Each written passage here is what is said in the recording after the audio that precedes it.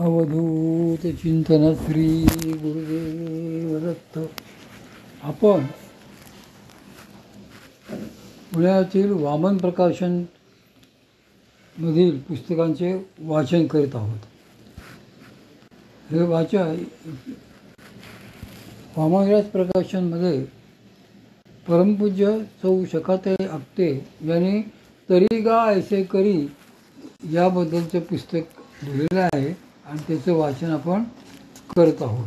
त्यातले आपण महाभारत शरीरातले नवरत्ना गोमठी तरी संताते भजावे हे आपण पाहत आहोत. तरी संताते भजावे इंद्रिय कर्माची आहुती. आता मनाचे पेटवून घालून प्रदीप्त झालेल्या अग्नीत आपण जर वासनांचा समिधा आहुती म्हणून घालायला लागलो तर त्यात सगळ्यात मोठी आहुती कशाची द्यावी लागेल तर ती इंद्रिय कर्माचीच द्यावी लागेल.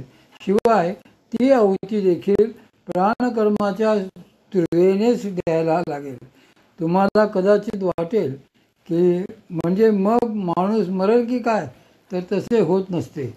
प्राणरूपी सुवेने कर्माची आहुती देणे म्हणजे काय तर जेव्हा कुंडलिनी शक्ती वरच्या पश्चिम मार्गाने सहस्रारामध्ये जायला सुरुवात करते त्यावेळी ती जीवालाही कर्मासह ओढते आणि ती प्राणाच्या साहाय्यानेच करते असा त्याचा अर्थ आहे. म्हणजे प्राण बाहेर गेले का तर मुळीच नाही, ते शरीरातच आहेत, फक्त ते योग्य ठिकाणी एकत्रित होऊन लय पावलेले आहेत. असे जर ते प्राण सुषुप्तीच्या मार्गाने लयाला गेले तर त्यांच्या योगे कर्माची आणि वासनांची पूर्णाहुती चिदग्नीत पडली असे म्हणतात. त्यानंतरच यज्ञाचे दैवत तेथे प्रगट होते. म्हणजेच पश्चिमेच्या दाराने श्री भगवंतांचे दर्शन होते. अनुभवाने आनंद. असा तो यज्ञ जसा बाहेर करता येतो तसाच आतही सद्गुरु कृपेने होत असतो. या अंतरंग यज्ञासाठी बाहेरून काहीही आणावे लागत नसते. एक दमडी देखील खर्च करावी लागत नसते. त्यात मनाला यत्किंचितही त्रास होत नसतो. उलट जे जे काही आपण त्या प्रदीप्त योगाग्नीत ज्ञानाग्नीत पेटवण म्हणून घालत असतो त्याचेही अनुभव येऊ लागतात आणि त्या दिव्य अनुभवाने आपल्याला वाढता आनंदच मिळत असतो. आणखी एक गोष्ट लक्षात ठेवावी. तुम्ही जर कधी यज्ञ बघितला असेल तर हाही अनुभव तुम्हाला ऐकताच मिळाला असेल की त्या यज्ञाच्या ज्वाळांची उष्णता ही देखील सुख देणारीच असते. अशा यज्ञाची धग जरी शरीराला लागली तरी तिचा त्रास शरीराला मुळीच होत नसतो. हे त्या यज्ञसंस्थेचे एक फार मोठे वैशिष्ट्य आहे. मात्र त्याकरता यज्ञ करणारे यजमान व ऋत्विज देखील तितकेच आचारसंपन्न व समर्थ असावे लागतात. यज्ञ कुठल्या हेतूने केला आहे, ऐहिक की पारमार्थिक, हे देखील अत्यंत महत्त्वाचे असते. अन्यथा सकाम यजनाने त्याचे मोक्ष सामर्थ्य वाया जाते.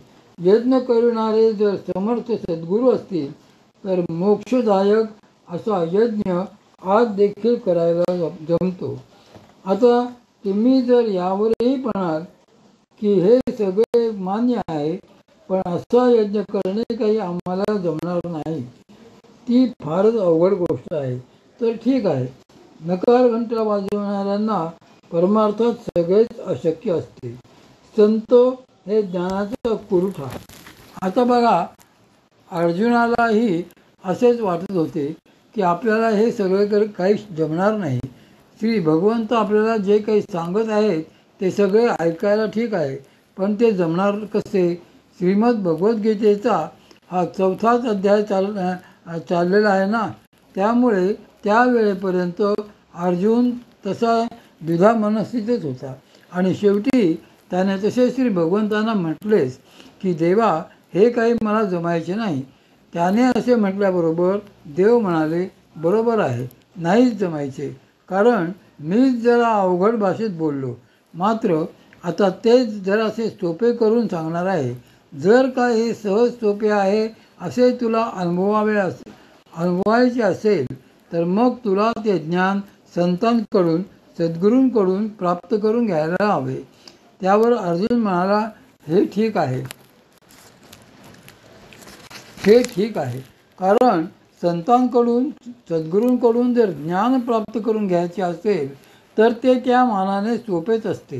याच कारणाने श्री भगवंत येथे 34व्या श्लोकावरील 165व्या ओवीत असे सांगतात की ते गा ज्ञान पै बरवे, जरी मनी आधी जाणावे, तरी संताचे बजावे सर्वस्वेसी.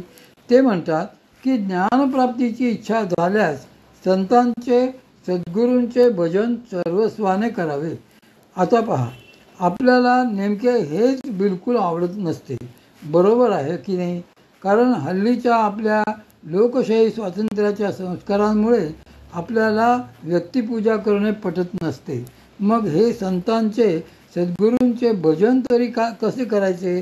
आपल्याला व्यक्तिपूजा करा म्हटले तर जमणार नाही. आपण अशा ठिकाणी जाणारही नाही. अहो, तुम्हीच काय, मी पण जाणार नाही. असल्या गोष्टी मला स्वतःला सुद्धा करायला आवडणार नाही. मग येथे देव हे असे का सांगत आहेत? तर त्याच्या पुढचे नीट ऐका.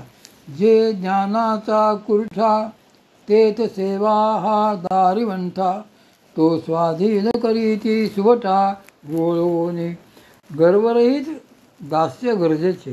श्री भगवंत येथे आधी संतांचे, सद्गुरूंचे वर्णन करतात आणि मग त्यांचे भजन कसे करावे तेही सांगतात. कुरठा म्हणजे आश्रयस्थान, घर. संत हे ज्ञानाचे आश्रयस्थान आहेत, घर आहेत. आणि दारिवंठा म्हणजे घराचा मुख्य दरवाजा अथवा त्याचा उंबरठा. तेथे संतांकडे सेवेचा दरवाजा असतो. त्याचा उंबरठा ओलांडून गेल्याशिवाय आत्मकल्याणरूपी घरामध्ये आपला प्रवेश होत नसतो. तो स्वाधीन करीती सुभटा वोळगोनी. हे संत, सद्गुरू देखील जो साधक वोळगोनी म्हणजे शरणागतीपूर्वक संप्रदायाची सेवा करील त्यालाच हे सगळे आत्मकल्याणकारक ज्ञान देत असतात. आजपासून हे घर तुझेच झाले असे ते त्यालाच प्रेमाने सांगत असतात. हे असे ते केव्हा करतात? तर त्याकरता श्री माऊलींनी पुढे फार महत्त्वाचे सांगितलेले आहे. ते म्हणतात की तरी तनु मन जीवे चरणांसी लागावे, आणि भगवंता करावे दास्य सकळ. पण आपल्या संस्कारामुळे, अहंकारामुळे आपल्याला तर कुणाचे दास्य करणे जमणार नाही, बरोबर आहे ना? मात्र हे पक्के लक्षात ठेवावे की येथे देव म्हणतात ते दास्य म्हणजे आपल्या मनात कल्पना असते तशी गुलामी नव्हे. दास्य म्हटले की कुणाचा तरी दास, नोकर, गुलाम अशाच आपल्या कल्पना असतात. तशी गुलामगिरी येथे नाही. हे दास्य वेगळे आहे, ही सेवा वेगळीच आहे. आता अशा सेवेसाठी आतमधून काय तयारी असावी लागते तेही आपण लक्षात घेतले पाहिजे. त्याकरता पहिल्यांदा श्री भगवंताबद्दल, संत सद्गुरूंबद्दल आपल्या हृदयात थोडे का होईना पण प्रेम असावे लागते. असे थोडे जरी प्रेम त्यांच्याबद्दल असेल तरच आपण त्यांच्या दारात जाण्याचे कष्ट घेऊ, नाहीतर आपण त्यांच्याकडे जाणारच नाही. आणि जर तसे प्रेम नसेल, आपलेपणा वाटत नसेल तर जाऊही नाही. पण जर का असे प्रेम किंचितही असेल, पण ते गरजेपोटी असो, स्वार्थापोटी असो, अगदी कणभर जरी असेल तरी सुद्धा कधीतरी जाऊन बाहेरून का होईना पण त्याचे दर्शन घेऊन यावे. तेवढ्यानेही आपल्याला लाभच होईल. आदरापोटीच नमस्कार.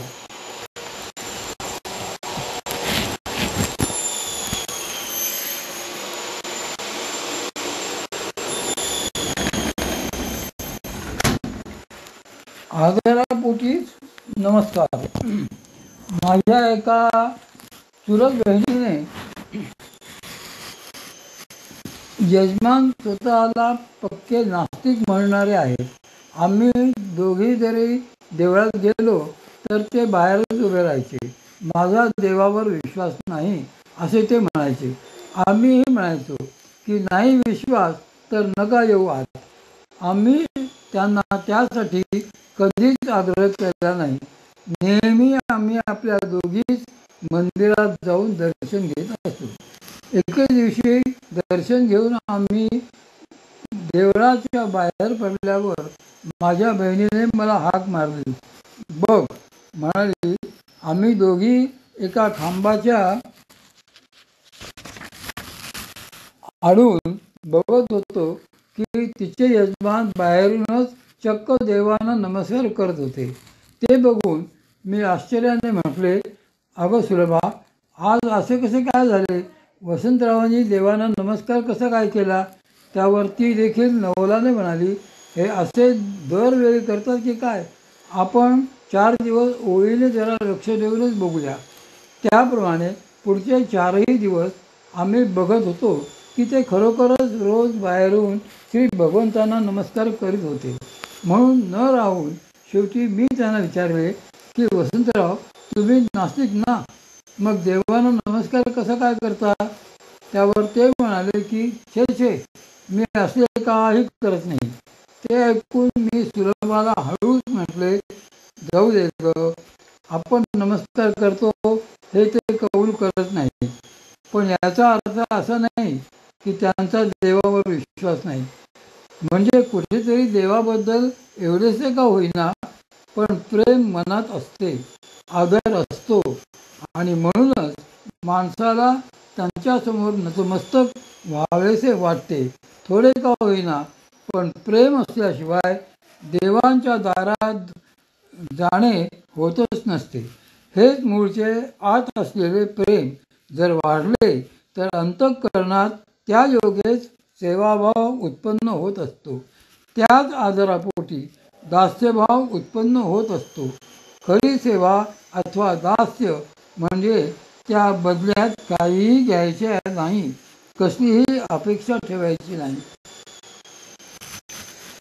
सर्व सेवा सारखीच. माऊलीमध्ये परमपूज्य श्री मामांकडे अनेक लोक येत. उत्सवाच्या वेळी त्यातले कोणी भांडी धुवायला मदत करीत, कोणी पाने घ्यायला मदत करीत, कोणी वाढायला मदत करीत. अक्षरशः शेकडो प्रकारची कामे असतील, पण ती सगळेजण मिळून प्रेमाने करीत. अशा येणाऱ्या लोकांमधील एक बाई मात्र मोठ्या ग्रेट होत्या.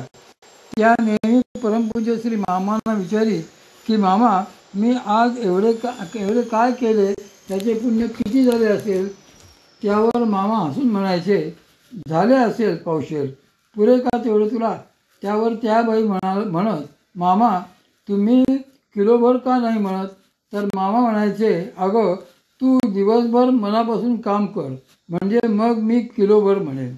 शेवटी एके दिवशी परमपूज्य श्री मामांनी न राहून प्रवचनात देखील सांगितले की सर्वांनी येथे सेवा करीत असताना एक पक्के लक्षात ठेवावे की एखाद्याचे देवांच्या दारात केवळ प्रेमाने येणे जरी झाले तरी सुद्धा ती एक सेवाच असते. इथल्या सगळ्यांच्या वाट्याला देवांच्या करुणाकृपेने जे जे सेवा कार्य आलेले आहे त्याच्या पुण्यात त्यांचा सगळ्यांचा वाटा सारखाच आहे. प्रत्येकाला पुण्याचा सारखाच भाग मिळणार आहे. मग तुम्ही कबशा धुवा किंवा नका धुवू, तुम्ही देवांच्या दारात सेवाभावाने आलात, यातच सगळे आले. अहो, देवांच्या दारात शरणागत होऊन येणे ही सुद्धा एक सेवाच झाली. आणि अशी सेवा परमपूज्य श्री मामा शेकडो लोकांकडून करून घेत असत. प्रेमळ निष्कपट सेवेनेच संत, सद्गुरू आणि श्री भगवंत हे साधकांवर प्रसन्न होत असतात. शास्त्रांच्या आज्ञेनुसार अगोदर त्यांची अशी प्रसन्नता प्राप्त करून घेतल्यावर मगच त्यांना आत्मज्ञान प्राप्तीचा मार्ग विनम्रतेने विचारायचा असतो आणि तोही त्यांना अंतःकरणपूर्वक पूर्ण शरणागत होऊन आणि त्यांच्या कलाने घेऊनच मग अपेक्षित जे आपुले तेही सांगतील कुसिले जेणे अंतक